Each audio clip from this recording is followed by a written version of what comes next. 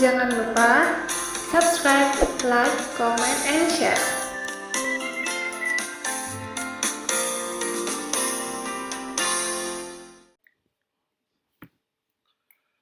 Hi millennials, welcome back. So this is the bonus video, Jadi bonus video ini akan berbicara tentang listening secara umum, bukan hanya listening part A, tapi juga part B dan part C. Listening secara umum.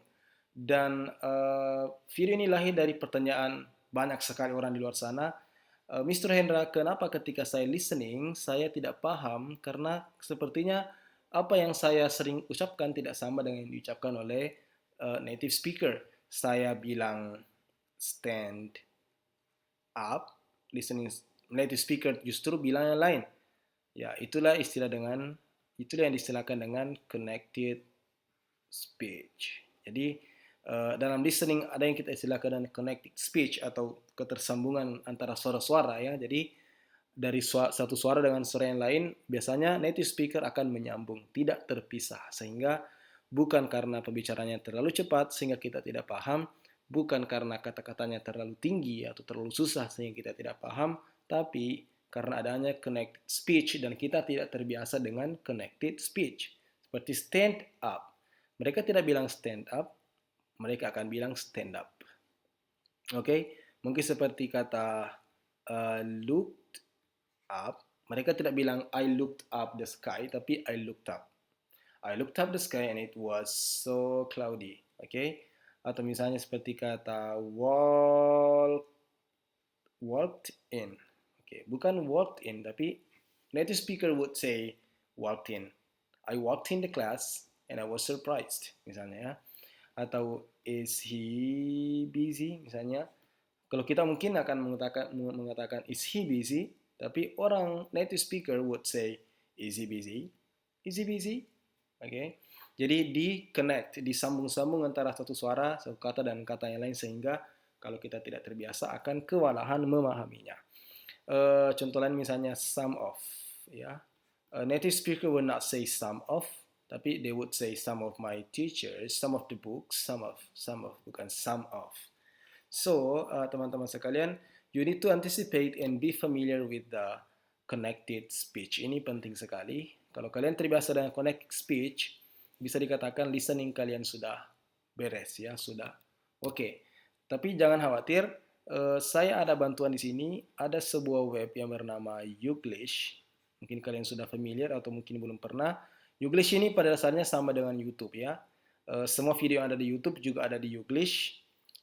Dan kelebihannya adalah langsung saja kita lihat contohnya ya. Jadi Youglish itu seperti ini ya teman-teman.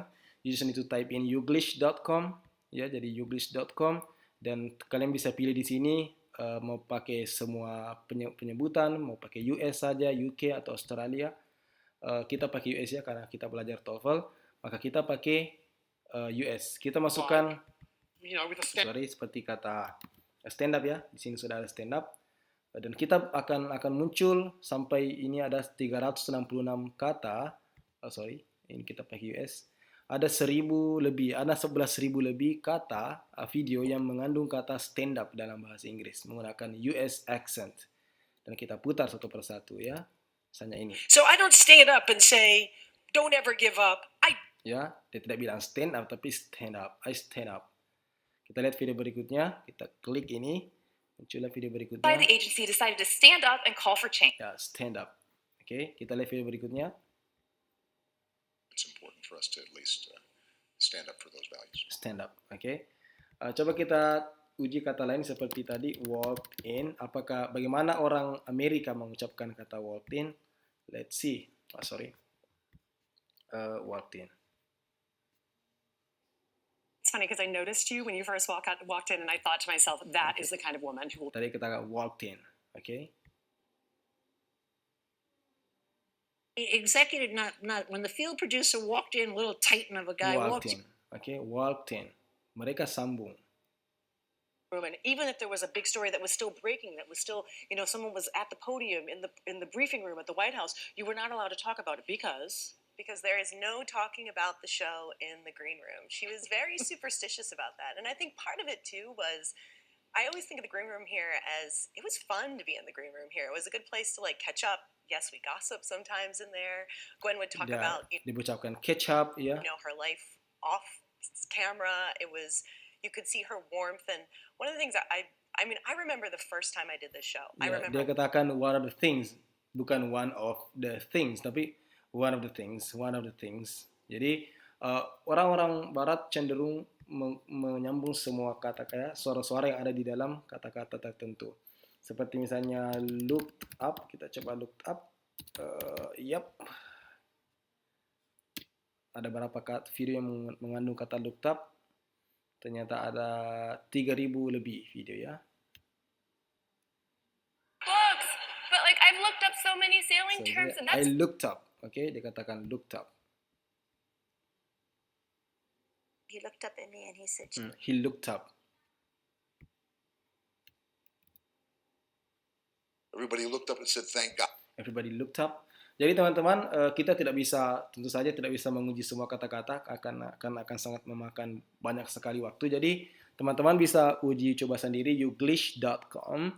Ini adalah sebuah website yang sangat, menurut saya sangat bermanfaat, khususnya untuk pronunciation. Jadi kalau teman-teman bingung cara mengucapkan satu kata tertentu, yang biasanya tidak ada di kamus, kalau kayak kata looked up ini tidak akan ada di kamus. Yang ada di kamus look up, ya, bentuk dasar daripada looked up. Tapi looked up bentuk keduanya tidak akan ada di kamus, dan kalian bisa cari di Youglish dan muncullah semua video yang mengandung kata looked up di YouTube, dan kalian bisa mendengarkan bagaimana para native speakers mengucapkan satu kata tertentu.